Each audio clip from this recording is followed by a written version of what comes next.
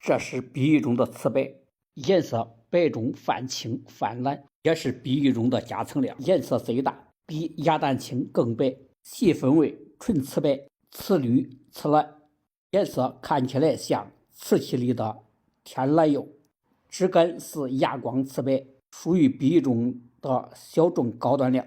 瓷白结构非常细腻，普遍过灯静物结构，是未来的潜力股。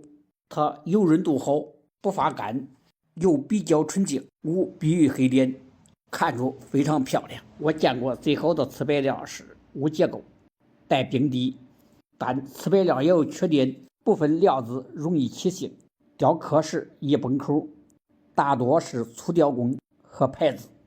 瓷白亮的产量小，比粉青更稀少，有拥有了你更加珍惜。以上是瓷白亮的特点，有遇事疑问请发评论区。最后谢谢大家观看。